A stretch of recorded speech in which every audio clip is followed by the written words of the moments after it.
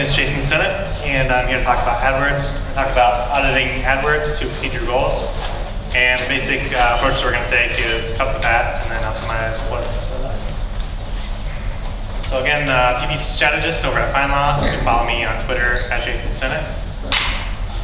The presentation today, again, sort of a foundational presentation. So we're going to talk about big opportunities. But the approaches that we're going to use today, you can use for micro optimization. So we're going to go through segmenting, filtering, prioritizing. So the goals of the audit today, we're going to make sure that your account is in line with your business goals, as Mona spoke about. We're going to understand what isn't working and cut accordingly, and then take what's left and identify your biggest opportunities for optimization. So the four most common issues that I see in small to mid-sized accounts are keyword targeting that's too broad, lost market share on converting areas, overspending for clicks, and likely a lack of focus in campaign settings. So, again, focusing on big opportunities and going through the slides. So I'm going to start out just sort of talking about the symptoms of the problems that I see, and then we're going to go through at a high level what the resolution is. And then we're going to walk through step by step how you actually identify the issues and correct them. So the first issue, keyword targeting, is too broad. This takes a couple different manifestations. So one example is that you have a lot of volume on some of your keywords, but a low click-through rate. It's kind of a signal that they're not targeted enough.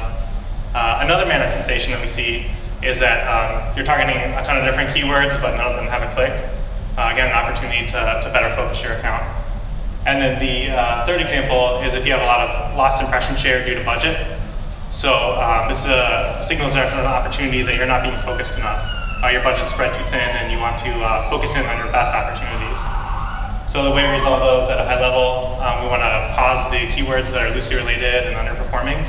And again, focus our energy on the things that are working.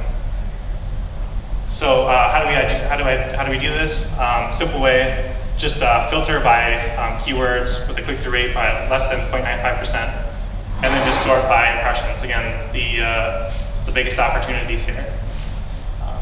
And then the next step on this is we're just going to evaluate each keyword from starting from the top. So evaluating this example, we want to look at, am I advertising what I think I'm advertising? I think anyone who's looked at a search term report has seen some horrible examples of things you spent money on. I audited a massage therapist PPC account, and I can tell you a lot of those people weren't really looking for a massage. So again, big opportunity to take that budget and spend it on people who are looking for what you're selling. The second example is just checking to make sure that the queries actually line up with your business. So I work for a lot of lawyers.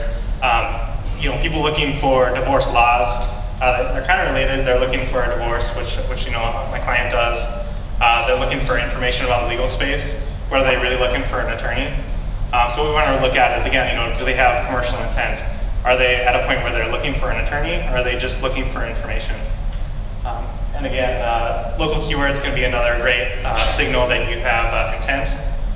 If you're looking for storage in Boston, you're looking for a local provider, you're looking for someone down the street.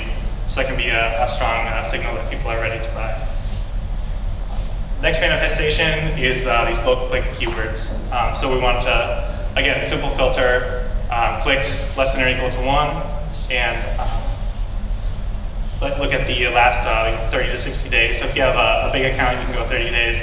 A smaller account, you might go 60 days, and just identify what's not getting clicked.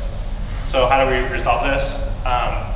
A couple different things. One, here there's more likely that there might be some opportunities. We want to figure out, are these good terms that are worth investing in, or are these things that we want to cut? So some signals that they might be worth investing in.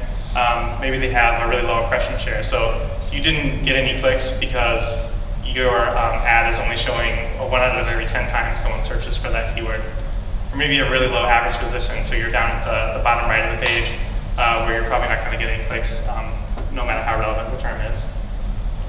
On the flip side, you want to look at, are these keywords really good for my business? Maybe it's something that came up in a keyword research tool, and it just turns out people aren't searching for that. Or taking that gym example, did a client throw out in some meeting, hey, let's bid on low-cost fitness memberships, and it turns out no one actually searched for that. So just cut it out of your campaign and focus on the things that do work.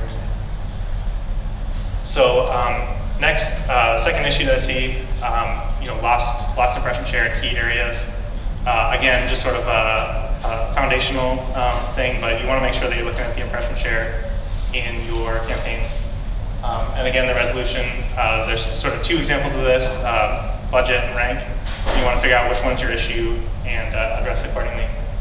So for lost impression share, again, just in the add these columns to your reports, budget's going to be at the campaign level, rank's going to be either the keyword or the ad group level. And again, we want to sort by conversions to figure out where are the biggest opportunities. So how do we resolve these? If the issue is rank, as you all know, the ad rank is a function of bid, quality score, and a little bit of ad extensions. So the simplest thing you can do, just add in ad extensions, get 2 to 3 in your campaign, and that's going to bump up your rank. After that, bid's the easiest thing to control, and then after that, we're going to go into quality score, which I'll cover next. If your issue is budget, again, we sort of walked through this with issue 1, just cut out the underperforming areas. If you have keywords that aren't working, let's take the budget from those and spend it all on the things that are working. And then the second thing you can do is address this on a campaign level. So if you have keywords that are performing and you're running out of budget, put those in a different campaign. Set that with a high budget and leave the rest of your keywords in sort of a research campaign with a much smaller budget. The third issue I typically see is people overpaying for clicks. So again, sort of simple measure, are your quality scores good? And the resolution is 2 things. One, you always just want to be working to improve your click-through rates, because that's the biggest factor. And then the second thing you want to look at is address if Google's giving you a specific concern. So we'll walk through each of the concerns that Google will flag. I guess taking a step back, so why a quality score? This is WordStream's data. I wouldn't expect these exact numbers for your account, but it really sort of illustrates how much more you can be paying if you have a low quality score, and how much you can expect to save versus your competitors with a good quality score. So it's worth investing in. So how do we identify the big opportunities here? Again, just simply filter by quality score less than or equal to 5, and sort by impressions. So the root cause of issues, so click-through rate, what you can do is just simply break out the term into its own ad group, write a really focused ad copy, and try to get a strong quality score to bring that, or a strong click-through rate to bring that quality score up. Next couple ones are below average ad relevance. Again, break this out into a separate ad group, and use the keyword in the headline and the ad description. That will sort of pass the basic checks that Google does for relevance. And then the landing page, again, just want to make sure if you're getting flagged for a low landing page relevance, make sure you're using the keyword on the landing page. And you can link to the About Us page or the privacy policy page as other signals of trust. And lastly, the fourth issue that I'm going to cover is just overall lack of focus in campaign settings. So a couple examples of this are targeting low performing hours of the day, and also a lack of focus in your geographic settings. So for time of day, we want to select the hour of the day, report in the Dimensions tab, and just look at how your ads are performing. Here you can see, as I see in most local businesses, no one's clicking from midnight to 6 a.m. But we're racking up hundreds of impressions. So if we just cut out and schedule our ads so we're only showing during the core hours of the day, by cutting out those impressions, we can overnight increase our click-through rates. The second area is, again, geographic targeting. So just look at your geographic targeting report and kind of identify what areas are working. The areas that are working great, increase your bid modifiers for them. Areas that aren't working as well, just cut out of the campaign. I know a lot of times clients will want to try to capture everything, but really it's in their best interest to spend the budget on the best converting areas. I had a self-storage client. We started out targeting a 20-mile radius, and then looking at the geographic report, we found that the people who converted were just the people down the street. So we cut that 20-mile radius down to a 10-mile radius, and the next month had a big increase in conversion rate, just because we were able to spend all the budget on the best performing, best prospects. So takeaways for the PPC audits. Again, step one, cut the fat. We want to make sure that the account is really aligned with the business goals, and if there's areas that are unrelated or underperforming, just go ahead and cut those out, and optimize what's left. Again, focus all your efforts on the things that are working, and work to gain more market share for those areas, and get clicks at a lower cost. Taking it back for takeaways for the digital marketing strategy. Again, honestly assess your business and your goals. Look at what you have, what you can do, what you have the resources to do. Audit your digital marketing campaigns and some of the things we reviewed tonight to identify what needs improvement and what's working. Then again, prioritize, figure out what the biggest opportunities are, and build a roadmap to address those.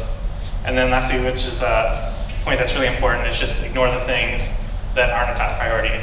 If you spend all this year on big priorities, you're going to get a lot farther than if you are split between 10 different projects trying to fix everything. Any questions?